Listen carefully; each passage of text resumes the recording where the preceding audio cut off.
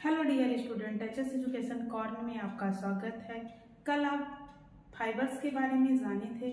आज हम उसी फाइबर्स के बारे में पढ़ेंगे जिसका नाम है कपास। तो आज हम कॉटन के बारे में पूरा जानेंगे। कॉटन क्या होता है, कितने दिनों में इसकी फसल को तैयार होती है, कब बोया जाता है और किन महीने में ये पक जाते हैं, इन सब के बारे में अध्ययन करेंगे। तो वस्त्र विज्ञान के अंतर्गत आज हमारा टॉपिक क्या है? कॉटन है। तो आज का हमारा टॉपिक है कपास, कॉटन। सबसे पहले कपास कैसा रेशा है? तो कपास हमारा सेलुलोजिक रेशा होता है, लेकिन जो है सबसे पहले हम रेशे को जानेंगे। रेशा क्या होता है? तो रेशा हमारी सबसे छोटी इकाई होती है। रेशा क्या होता है? रेशा सबसे छोटी यूनिट होती है या छोटी इकाई होती है किसकी? वस्त्र विज्ञान की।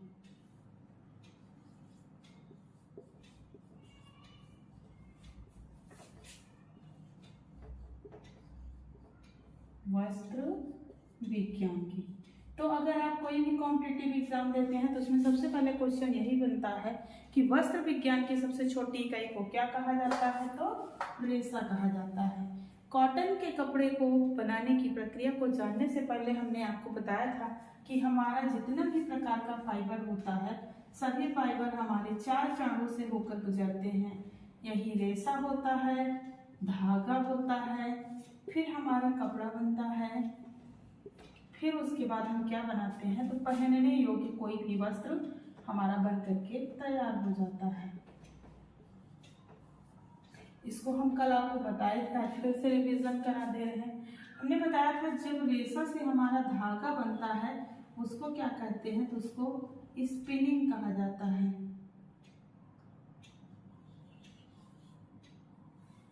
और जब हमारे धागा से कपड़ा बनता है उसको वीविंग कहा जाता है। इसी में निटिंग होता है और इसी में हमारा बॉन्डिंग होता है। उसके बाद हमारा जब कपड़ा से पहनने योग्य कपड़ा बनाया जाता है तो उसे ग्रे गुड्स कहा जाता है।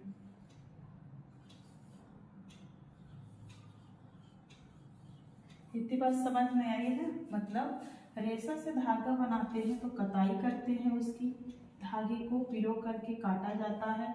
जेड ट्विस्ट में, यस ट्विस्ट में, इसको बताएंगे जेड ट्विस्ट में और यस ट्विस्ट में, मतलब क्लॉकवाइज और एंटी क्लॉकवाइज। फिर जब धागा हमारा बन के तैयार हो जाता है तो कपड़े की बुनाई की जाती है। बुनाई के द्वारा ही हमारा कपड़ा कैसे होता है? तैयार होता है। उसके बाद से बुनाई करने के बाद हमारा कपड़ा हमें प्राप्त हो जाता है। वो कपड़े में बहुत गंदे होते हैं, खुरदुरे होते हैं, उस पर विभिन्न प्रकार की फिनिशिंग की जाती है, जैसे मर्सराइजिंग परिचर्या की जाती है, मोयरिंग की जाती है, कैलेंडरिंग की जाती है, टेंडरिंग की जाती है। जब उस पर विभिन्न प्रकार की परिचर्याएं कर दी जाती हैं, उसे काट करके सिल दिया जाता है, तब हमारा कपड़ा वही पहनने योग्य कपड़ा कहलाता है।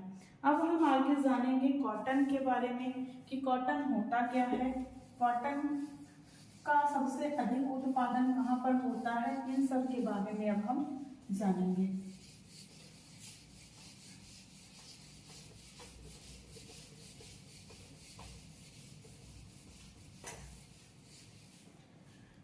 तो हमारा टॉपिक क्या है? कपास है।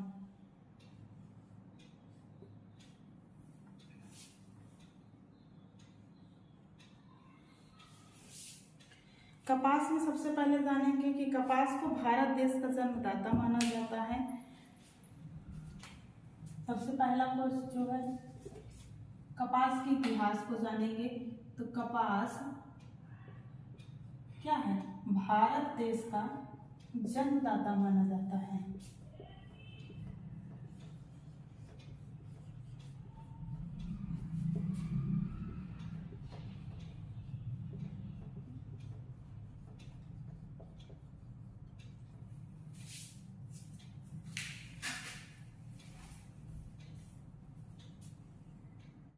आगे चलते हैं, कपास के बारे में चर्चा करते हैं कि कपास क्या है, इसकी फसल कितने दिनों में तैयार होती है।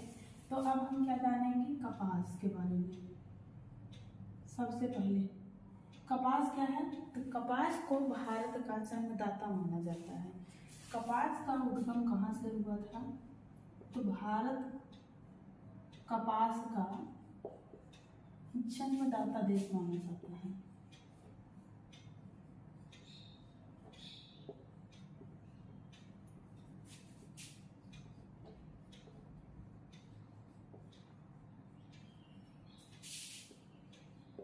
अगर इसके हम इतिहास की बात करते हैं तो इसका इतिहास बहुत ही पुराना है। अभिलेख से स्पष्ट हो चुका है कि कपास जो है हमारे 5000 ईसा पूर्व इसका प्रयोग किया जाता था। 5000 ईसा पूर्व पहले से इसका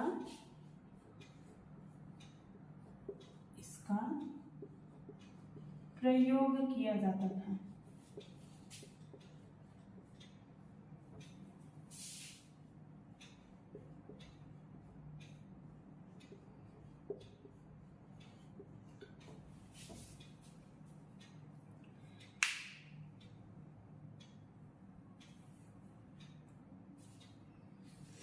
कपड़े के उद्देश्य से इसका प्रयोग कब किया गया, तो कपड़े के उद्देश्य से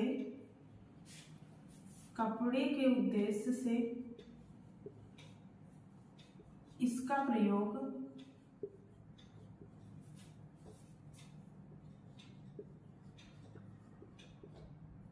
2100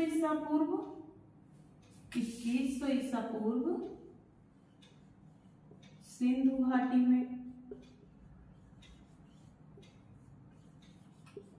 2100 ईसा पूर्व सिंधु घाटी में और 3500 ईसा पूर्व मैक्सिको में, 3500 ईसा पूर्व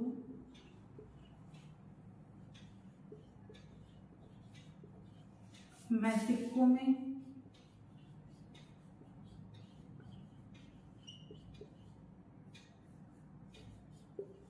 और 2500 ईसा पूर्व पेरू में इसका प्रयोग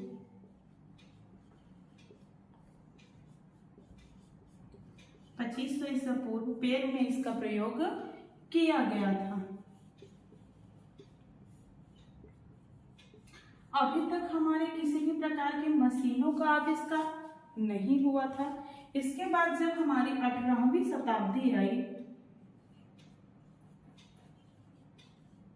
18वीं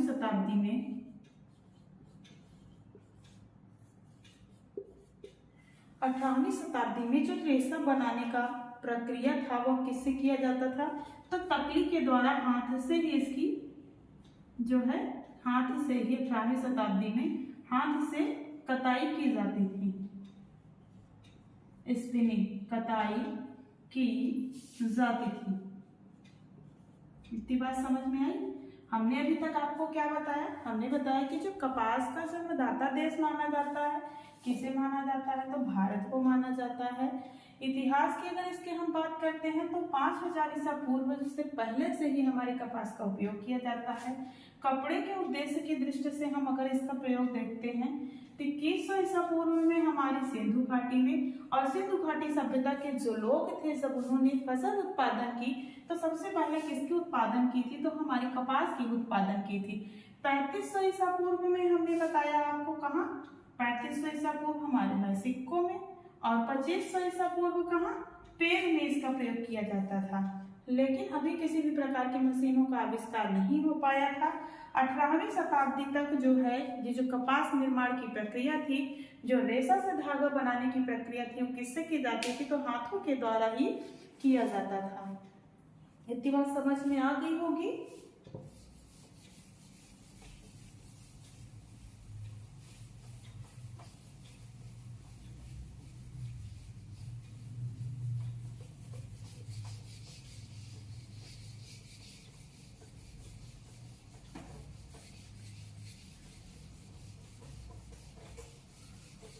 अब हम इसके आगे जानेंगे कपास के बारे में।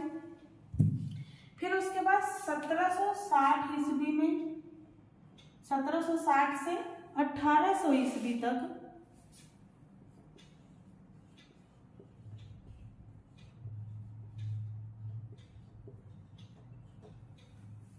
1800 ईस्वी तक वस्त्र के तंतु मशीन से बनाने का आविष्कार, वस्त्र के तंतु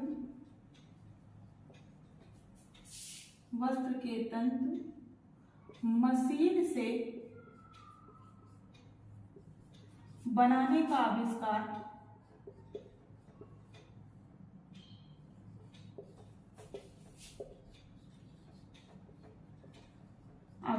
कहाँ किया गया? तो इंग्लैंड में किया गया। सबसे पहले इंग्लैंड में किया गया। जैसे जैसे हमारे देश का विकास हुआ वैसे वैसे जो है मशीनों का प्रयोग किया जाने लगा। और 1764 ईस्वी में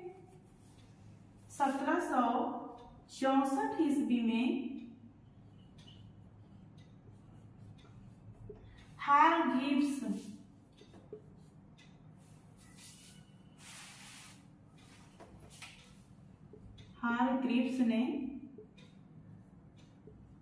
किसका आविष्कार किया? तो हारग्रीव्स ने कताई फ्रेम का आविष्कार किया था। कताई फ्रेम का आविष्कार किया।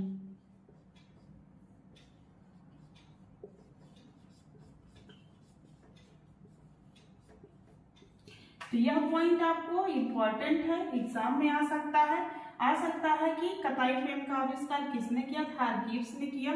किस सन में किया? तो 1764 ईस्वी में किया। फिर हमारे 1764 ईस्वी में ही आर्कराइट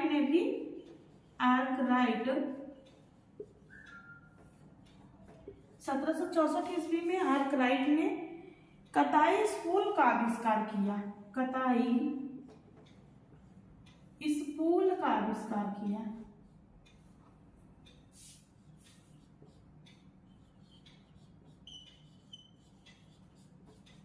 तो यह भी फैक्ट, कताई स्पूल का आविष्कार किया। तो यह भी फैक्ट हमको याद रखना चाहिए कि 1764 ईस्वी में आर्कराइट ने किसका आविष्कार किया? तो कताई स्पूल का आविष्कार किया। उसके बाद 1785 ईस्वी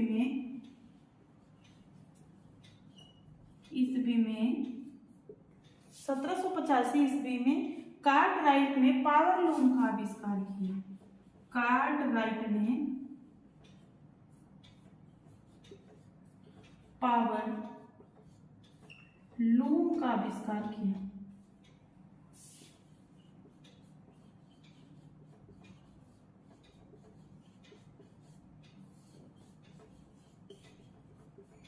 इतनी बात समझ में आई आप लोगों को? हमने आपको बताया कि पहले हमारे जो वस्त्र हैं वो हाथों से बनाए जाते थे, परंतु 1760 ईस्वी में जैसे जैसे हमारे देश का विकास हुआ वैसे वैसे मशीन का विकास हुआ। तो फिर मशीन बनाने का आविष्कार हो गया। तो हमारे जो तंतु है मशीनों से बनाए जाने लगे। 1764 ईस्वी में हारग्रीव्स ने किसका आविष्कार किया? तो कताई फ्रेम का आविष्कार किया। फिर हमारा 1764 ईस्वी में आर्कराइट ने कताई स्पूल का आविष्कार किया। और 1785 ईस्वी में कार्टराइट ने किसका आविष्कार किया? तो पावर लूम का आविष्कार किया।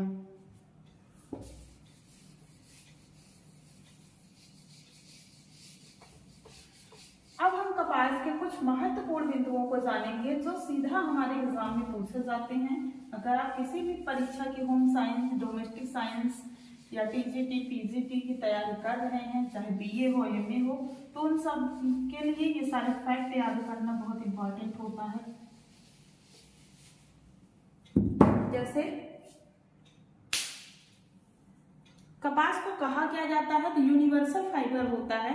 सबसे पहले तो कपास को कहा जाता है सार्वभौमिक रेशा। सबसे पहला पॉइंट क्या बनेगा हमारा? कपास कैसा रेशा है? तो सार्वभौमिक रेशा है।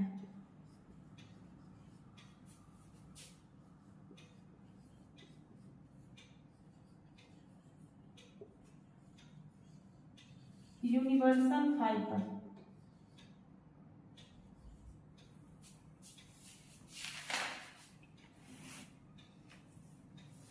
और कैसा रेशा है? तो विश्वव्यापी रेशा है।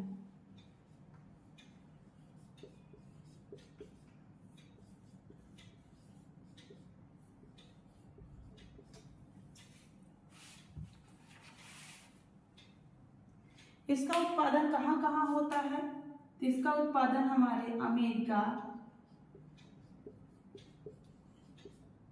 चीन, ब्राजील,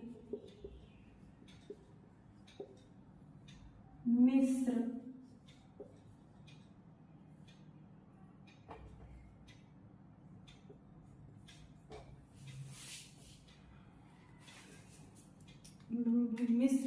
आदि स्थानों पर, रूस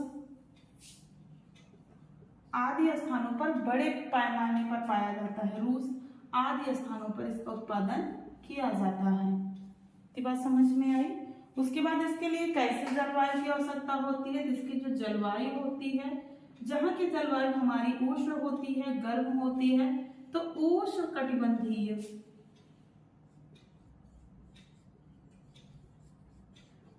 कटिबंधीय जलवायु की आवश्यकता होती है। अगर हम इसके लिए पानी की बात करते हैं, वर्षा की या बरसात की बात करते हैं, तो कम से कम कपास की फसल के लिए कितनी बार बरसात होनी चाहिए? तो इसकी खेत बरसात के लिए हमें कम से कम 12 से 15 बार वर्षा होनी चाहिए। जब ये कपास बोया जाता है 12 से 15 बार वर्षा होनी चाहिए। इसके लिए मिट्टी कैसी होनी चाहिए? मिट्टी हमारी क्षार युक्त होनी चाहिए, मतलब काली मिट्टी होनी चाहिए, रेतीली होनी चाहिए। क्षार युक्त काली मिट्टी और रेतीली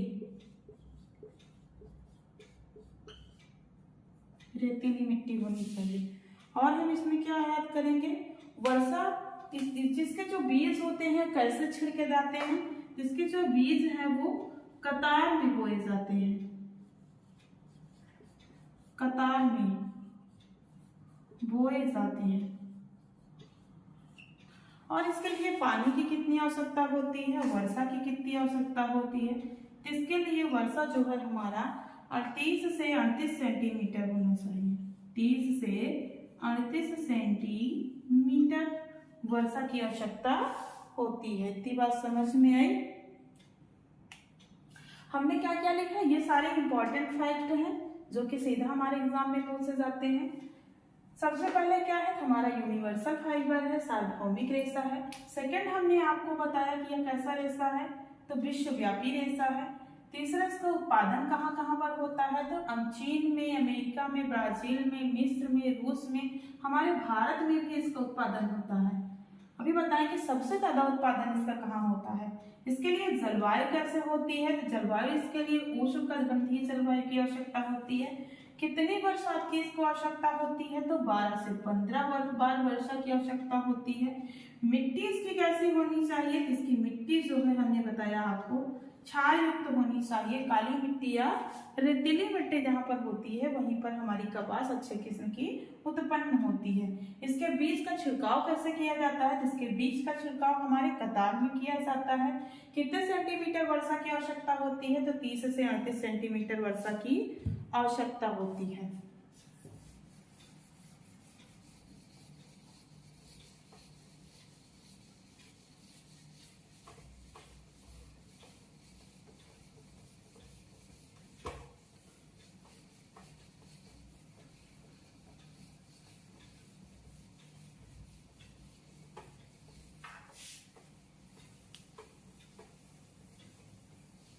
अब हम जानेंगे कि कपास का पौधा कितने प्रकार का होता है।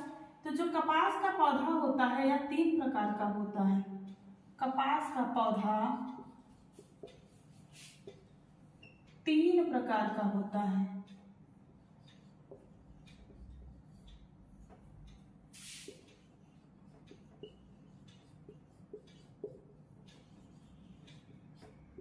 तीन प्रकार का होता है कपास का पौधा।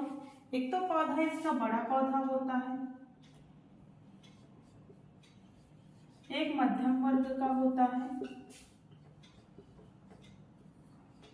और एक होता है छोटी झाड़ियों वाला पौधा, छोटी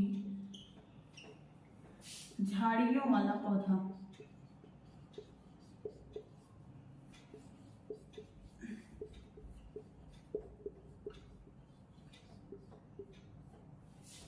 छोटी झाड़ियों वाला पौधा।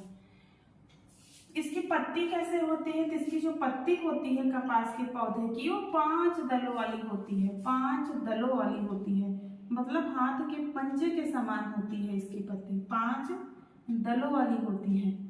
इसकी पत्ती कुछ इस टाइप की होती है।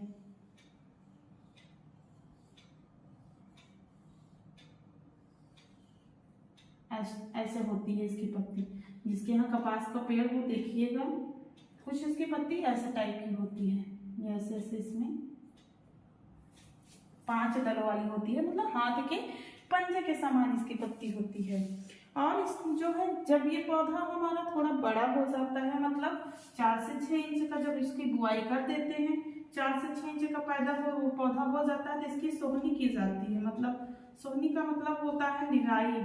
जैसे हम लोग प्लांट वगैरह लगाते हैं तो उसकी देख रेख करते हैं ना, सोहनी, निराई और वीडिंग, बात एक ही है, वीडिंग इसकी की जाती है। इसके खरपतवार को निकाला जाता है, इसकी सफाई की जाती है। जब कपास के बीज को हम छिटकते हैं, बोते हैं, तब हमें जो है पानी की अधिक आवश्यकता होती है इसके खेतों में। उसके बाद जब हमारा पौधा थोड़ा बड़ा हो जाता है तो हमें इस पर विशेष पानी की आवश्यकता नहीं होती है। इसके जो पौधे होते हैं वो जब 3 से 4 इंच के हो जाते हैं, थोड़ा बड़े हो जाते हैं इसके पौधे, तो उसकी सोहनी कर दी जाती है, निराई कर दी जाती है और खरपतवार को हटा दिया जाता है, जिससे पौधे धीरे धीरे विकसित हो जाते हैं। जब ये पौधे थोड़े बड़े हो जाते हैं, इसकी कई सारी टहनियां निकलती हैं, शाखाएं निकलती हैं। एक एक शाखाओं में कम से कम 3 से 5 कलियां निकलती हैं, उसमें फूल निकलते हैं। इसके जो फूल होते हैं पहले क्रीम कलर के होते हैं, बाद में इसके फूल जो है हमारे वॉयलेट कलर के हो जाते हैं, बैंगनी कलर के हो जाते हैं। जब ये फूल जो है धीरे धीरे यही फूल हमारा कोए का रूप ले लेता है और कोए हमारा जो है कोए का निर्माण ले लेता है, और उसी कोए में हमारे सीड्स पाए जाते हैं। उसी सीड्स के चारों तरफ हमारे इसके रेशे लिपटे रहते हैं। तो हम इसमें जानेंगे कि किस किस कलर के फूल होते हैं। तो फूल जो है हमारे नीले होते हैं, इसके सुनहरे होते हैं, किस्म के आधार पर होते हैं, क्रीम कलर के होते हैं, सफेद होते हैं और सफेद होते हैं, लाल होते हैं, लाल होते हैं। इतने टाइप के फूल पाए जाते हैं। अलग अलग किस्म में, अलग अलग किस्म के प्रजाति के कपास में अलग अलग किस्म के फूल निकलते हैं। फूल जब हमारे प्रारंभ में क्रीम कलर के होते हैं, बाद में धीरे धीरे जो फूल होता है, फ्लावर्स होता है, वो हमारे नीले रंग का हो जाता है। फिर कोई पोट्स बन जाते हैं। फिर वही फूल जो है क्या है हमारा कोई का रूप ले लेता है, वो हमारा क्या बन जाता है, पोट्स बन जाता है। वही पोट्स के अंदर हमारा क्या होता है, रेशा होता है, बीज होता है। एक कोए में अगर हम देखें कि कितना बीज होता है, कितना रेशा होता है, तो जब एक कोए की अगर हम बात करते हैं तो एक कोए में हमारा 1/3 भाग हमारा क्या होता है, 1/3 भाग उसमें कपास होता है, मतलब इसके रेशे पाए जाते हैं 1/3 भाग, और 2/3 भाग क्या पाए जाते हैं, बीज पाए जाते हैं। इसमें 2/3 भाग बीज इसमें पाए जाते हैं। अगर हम कपास के पूरे पौधे की लंबाई की बात करें तो कपास का जो पूरा पौधा होता है वो कितना लंबा होता है, कपास का पौधा, तो कपास का जो पौधा होता है, कपास का पौधा हमारा 3 से 6 फीट का लंबा होता है।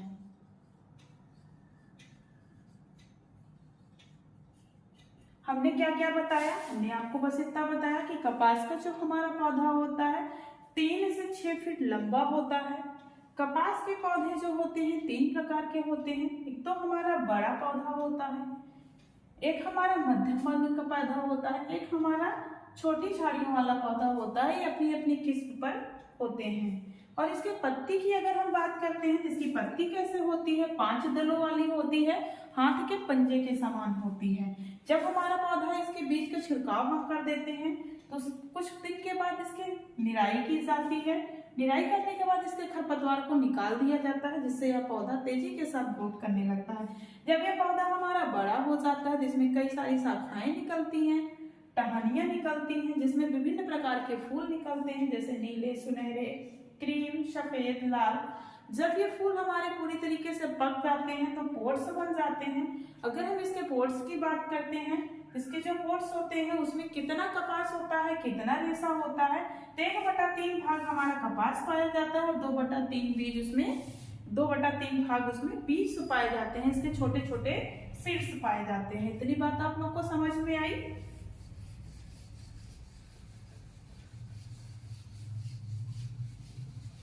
अब हम आगे इसके बारे में जानेंगे।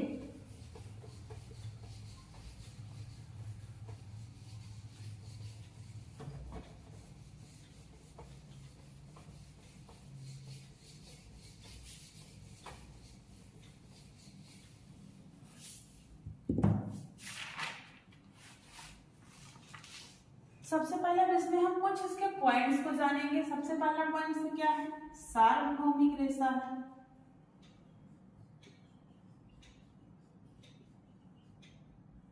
सार्वभौमिक रेशा। और क्या कहा जाता है इसे? सार्वभौमिक रेशा होता है। और क्या होता है? जिसे कपड़ों का राजा कहा जाता है।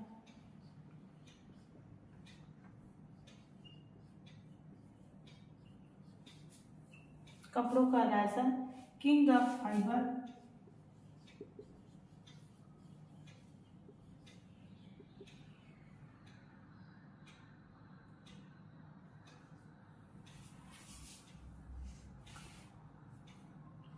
किंग ऑफ फाइबर कहा जाता है। और क्या कहा जाता है इसे? कपड़ों का राजा कहता है। ह्यूमन फ्रेंडली होता है ये।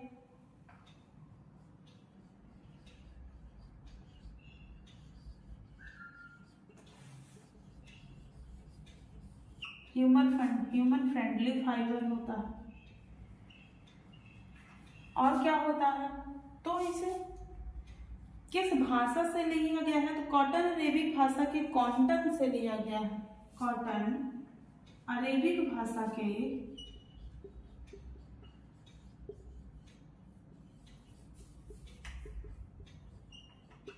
कॉटन से, QUATON, कॉटन से लिया गया है। कॉटन से। अरेबिक भाषा के किस शब्द से लिया गया है? तो कॉटन से लिया गया है। अगर हम इसके पौधे की लंबाई की बात करते हैं तो पौधे की लंबाई हमने बताया, इसके पौधे की लंबाई कितनी होती है? 3 से 6 फीट होती है। जन्मदाता देश हमने आपको पहले ही बता दिया था कि जन्मदाता देश हमारा क्या है? भारत है। सबसे ज्यादा उत्पादन अभी कहाँ हो रहा है वर्तमान समय में? हमारे भारत में हो रहा है। इसके पहले अगर आप बुक में देखेंगे तो आपको अमेरिका दिखेगा। सबसे ज्यादा उत्पादन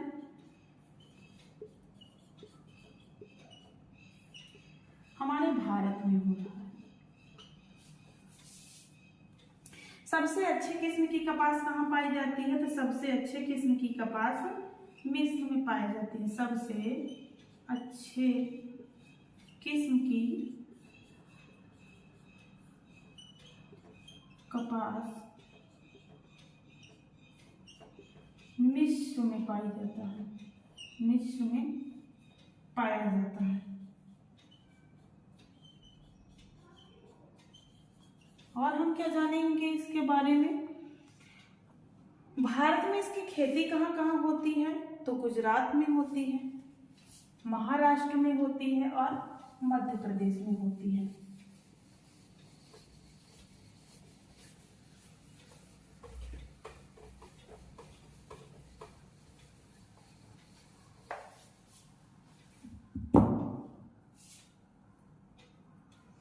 भारत में इसकी खेती कहाँ कहाँ होती है? तो भारत में इसका उत्पादन गुजरात में होता है, महाराष्ट्र में, फिर उसके बाद हमारा कपास कहाँ होता है? तो मध्य प्रदेश में पाया जाता है।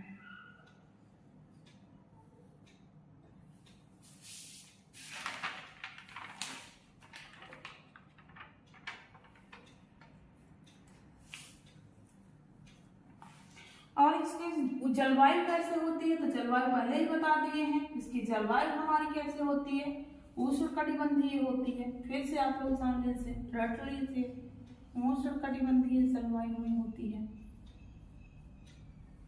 उष्णकटिबंधीय जलवायु में होती है। मिट्टी कैसे होती है, तो क्षार युक्त होनी चाहिए मिट्टी, रेतीली क्षार युक्त।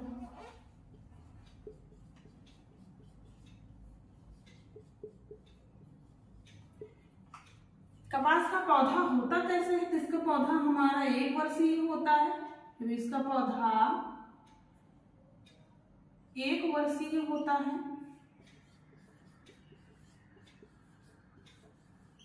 परंतु इसकी फसल हमारे 200 दिन में तैयार हो जाती है। 200 दिन में इसकी फसल तैयार हो जाती है।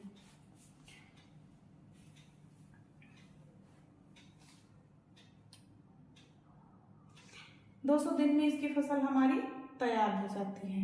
और इसके बारे में क्या जानेंगे, इसके बारे में कपास, भारत में कपास की विभिन्न मिल खोली गई थी।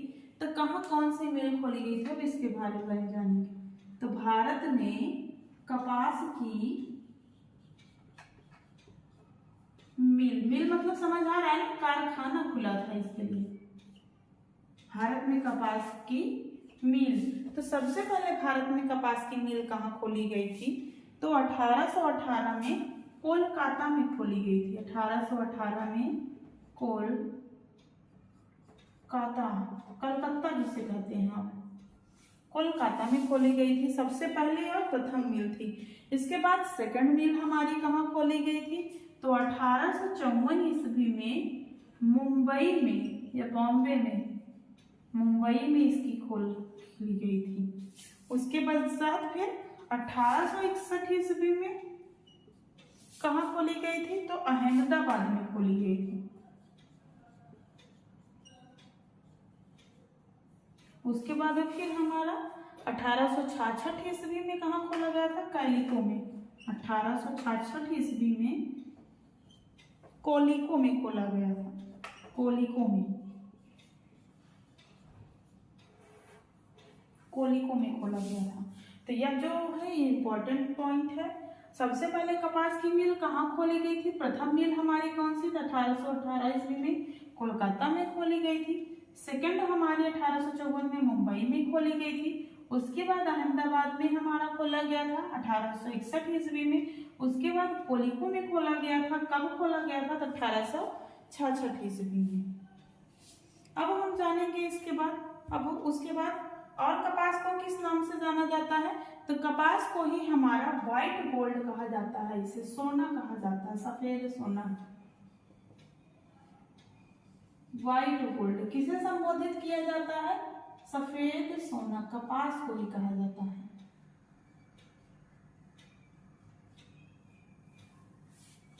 इसके लिए एक अनुसंधान केंद्र बनाया गया था।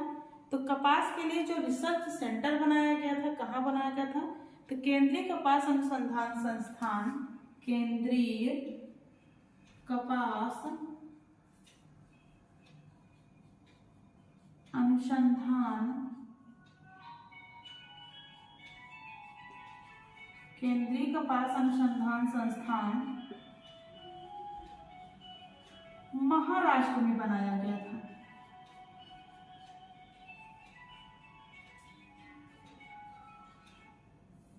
नागपुर में, नागपुर महाराष्ट्र में बनाया गया था।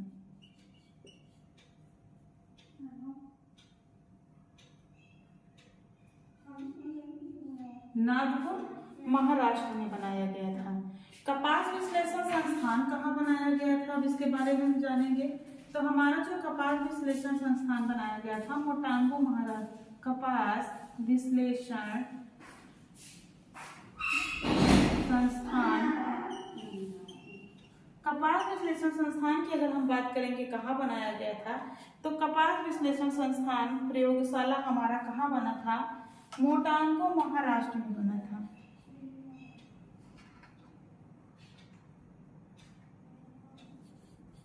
माटुंगा महाराष्ट्र।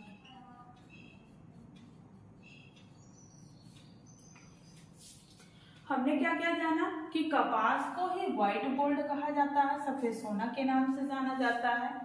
भारत में कपास का उत्पादन कहाँ कहाँ होता है, तो गुजरात में होता है, मध्य प्रदेश में होता है, और मध्य प्रदेश में, महाराष्ट्र में, मध्य प्रदेश और तेलंगाना में भी कपास का उत्पादन होता है। जलवायु कैसे होती है, तो उष्णकटिबंधीय जलवायु की होती है। आवश्यकता, मिट्टी कैसे होनी चाहिए इसके लिए, तो रेतीली मिट्टी होनी चाहिए। क्षार युक्त मिट्टी, जहाँ की काली मिट्टी होती है वहाँ पे कपास का उत्पादन अधिक होता है। पौधा कैसे होता है इसका, तो जो कपास का पौधा होता है वह हमारा 1 वर्षीय होता है और इसकी फसल को हमें हार्वेस्ट करने में कम से कम 200 दिन का समय लगता है, तब यह जाकर के हमारी फसल तैयार होती है। कपास, भारत में कपास की मिल कब खोली गई, कहाँ खोली गई, कैसे खोली गई, तो सबसे पहले जो कपास की हमारी मिल खोली गई थी वो 1818 ईस्वी में कहाँ खोला गया था, तो कोलकाता में खोला गया था। उसके बाद सेकंड मिल हमारी कहाँ खोली गई, तो 1854 ईस्वी में मुंबई में खोला गया था। फिर हमारा 1861 ईस्वी में अहमदाबाद में खोला गया। फिर हमारा 1866 ईस्वी में कोलिको में खोला गया था। उसके बाद फिर केंद्रीय कपास अनुसंधान संस्थान खोला गया था, जो कहाँ है हमारा, तो नागपुर महाराष्ट्र में है। कपास विश्लेषण संस्थान प्रयोगशाला हमारा कहाँ है, तो मांटोंगा महाराष्ट्र में है। इतनी बात समझ में आई आप लोगों को? तो आज के लिए बस इतना ही। अब हम नेक्स्ट वीडियो में आपको इसके आगे बताएंगे। तो उम्मीद करती हूँ कि आज जो हमने आपको पढ़ाया वह समझ में आया होगा। तो डियर स्टूडेंट, अगर आपको सारे फैक्ट समझ में आए हैं तो आप हमारे चैनल को सब्सक्राइब करें, अपने फ्रेंडों के साथ शेयर करें और बेल आइकन को प्रेस कर लें, जिससे आपको नेक्स्ट वीडियो की अपडेट मिलती रहे। Thank you.